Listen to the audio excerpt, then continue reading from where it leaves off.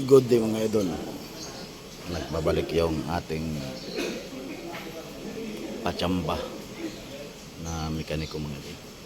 Ngayon mga idol, ito ang topic natin itong mga idol ay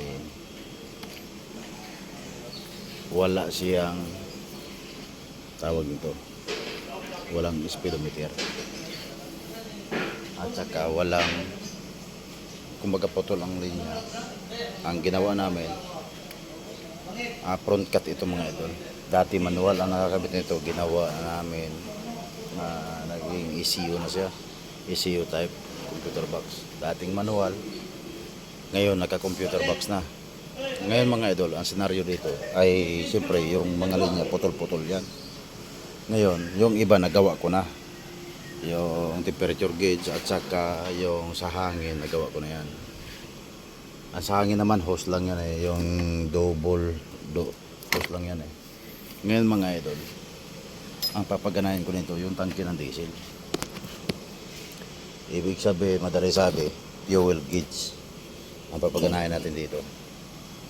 Ngayon mga idol, ipapakita ko sa inyo yung ibang mga ito ay para lang sa mga mag DIY ba, kung paano nila i-DIY o i-trace. Unang-unang mga idol, ito ipapakita ko sa inyo. Ang una nyong gawin mga idol, kailangan may gamit kayo. Ito, test light na may voltage na matrace kung ilan ang volts dyan.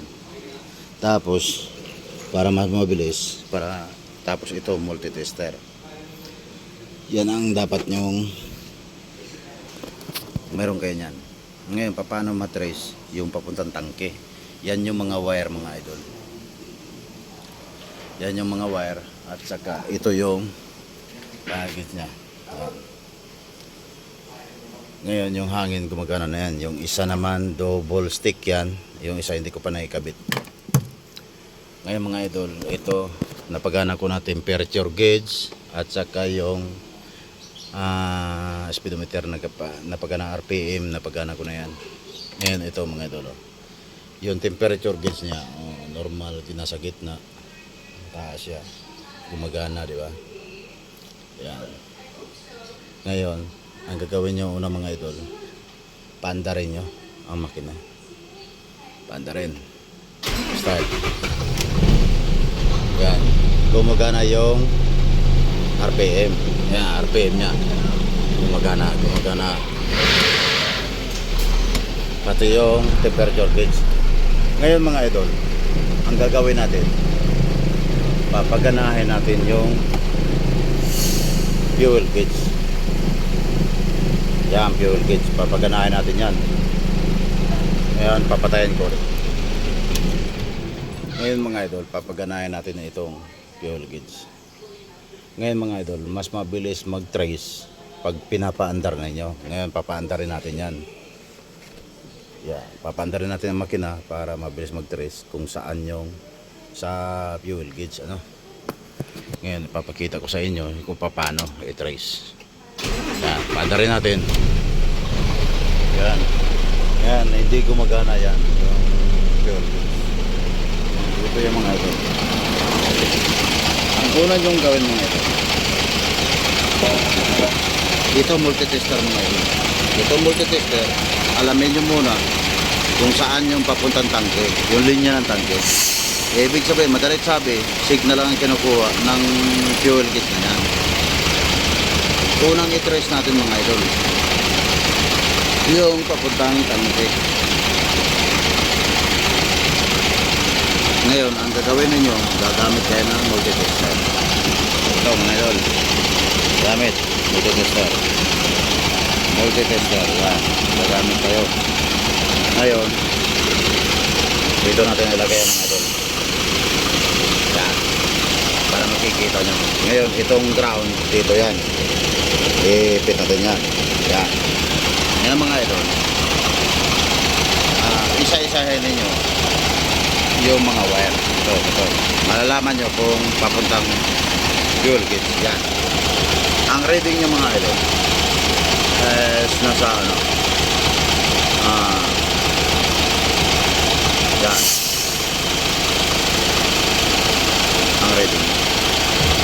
Ngayon, nakasit sa yung multitester natin, nakasit sa X1. X1. Tapos, ngayon, isa-isahin nyo ito mga idol. Yan. Yan. Isa-isahin nyo ito. Ngayon, yan. Ayan, na-trading na siya mga idol. Ibig sabihin, ang gamit natin ay X1, ibig sabihin 2K sa taas, 100. Kumbaga, 100 ohms. Okay. Ito yung doon sa fuel sensor. Ngayon, tatalupan na natin yung mga ito. Ito, tatalupan na natin ito. Tatalupan natin. Yan. May talop na mga ito. Ngayon, ang ititres naman natin ito mga ito. Yung papuntang, yung galing dashboard, papuntang tanke naman. Yung sa bit. Ngayon, ganito lang yung pag-titres mga ito. Siyempre dilaw dyan. Subukan mo natin sa dilaw. Okay, wala. Trace. Ito. Ilan ang running ito? Ito 23 nagra-running siya. Ibig sabihin mga idol, ito ay sa ABS kasi nagra-running sa ABS ito. Ngayon, hahanapin natin mga idol. Dapat nasa 23 o 22 volt ang papasok. Yung galing doon sa ano. Walang ilaw.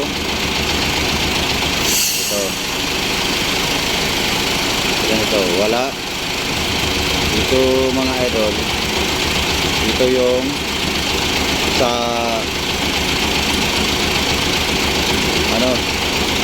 sensor ng sa ulo ito. Ito, isa mga idol. Wala. So, dito lang tayo sa dilaw. Kasi dilaw yung ito. Wala. Itong isa mayroon. Dapat 23 o 22. 23.1 o 22.9. Okay. Ito 23.1. Ibig sabihin, kita ba? 23.1. Yan, 23.1. Okay, nakikita. Ngayon mga idol, naglalaro yan sa 23.1, 23, tapos 22.9. Yan. Ngayon mga idol, ito ay papuntang panel gate. Ngayon, patayin muna natin yung makina, mga idol ha. Patayin natin. Ito yun. 23.1. Patayin natin. Ngayon, papatayin natin yung makina.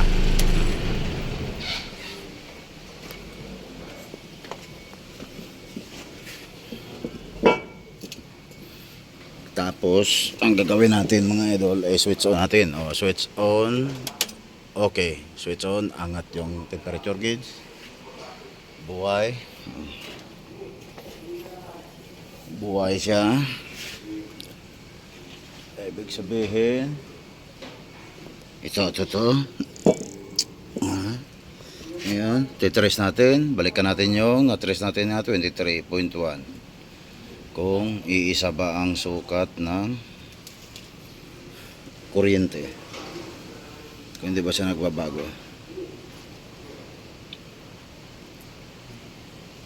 Ito.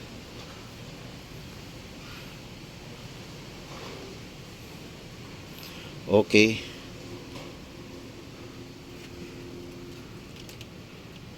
Okay.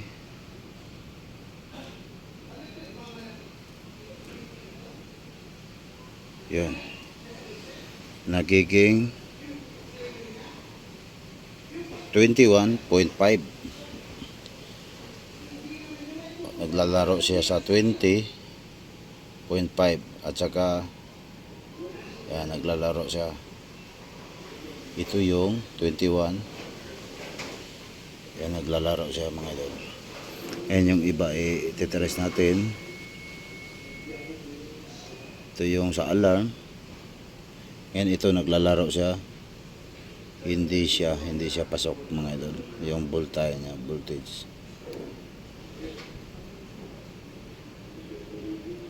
Yan. Ito naglalaro siya.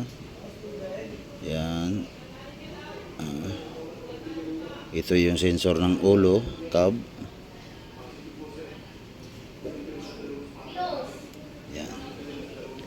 Yung isa wala. So ibig sabihin mga idol, andito lang tayo mga idol. Yan. 20.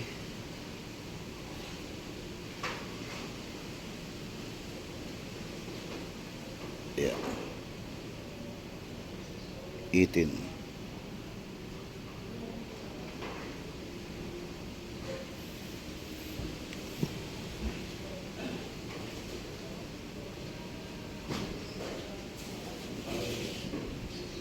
Hindi siya nag-i-stable. Ibig sabihin mga idol, ito.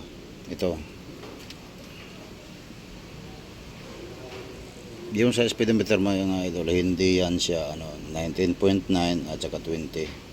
Yan mga idol, paanda rin natin yan para papalo siya ng 22 at saka 22. Papaanda rin natin siya para madaling mag-trace. Ang purpose ko, bakit pinapaandar ko mga idol, para madaling mag-trace. Ayan. So, yan, nakikita mo 20.4, 21, 21.5. Yan. 21.6. Ngayon, kung sa 19 point, naglalaro, unang hakbang, hindi siya stable. Okay. Okay mga idol, ibig sabihin tatalo pa natin ito mga idol. Papatayin. Ayun mga idol. Okay.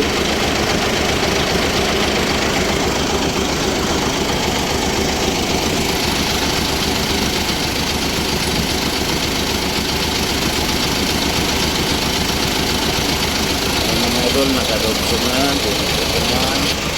Ito. Ayan, dinubsog ko na. Ngayon, titignan natin yung fuel gauge. Kung unti-unti na ba siya umangat. Ngayon mga idol, unti-unti na siya umangat. Yan, unti-unti na umangat. Yan, gumagana na siya mga idol. Kaya nagre-rating lang siya kung halimbawa naman ay hanggang saan yung diesel. Ngayon, malapit na siya sa 1/4.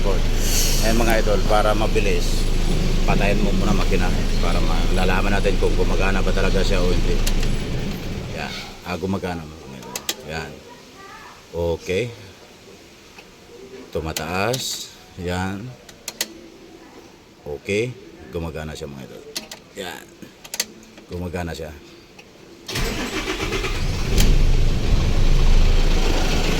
Okay. Ngayon mga idol,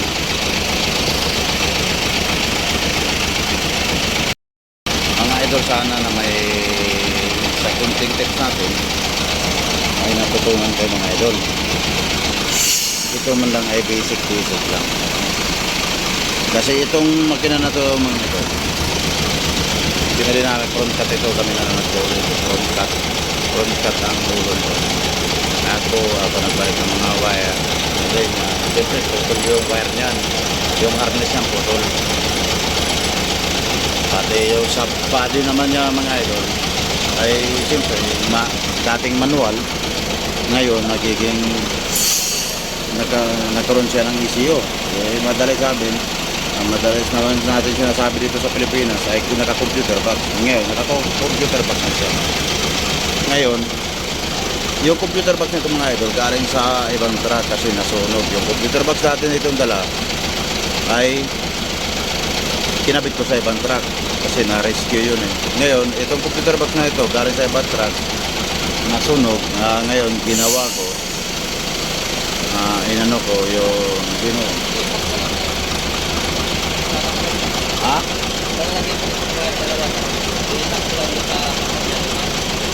Nagana na ba? O, tingnan mo, may negative positive yun ha. Tapos doon, negative positive yun. Ha? Okay mga idol, hanggang dito na lang tayo ha. Mga idol.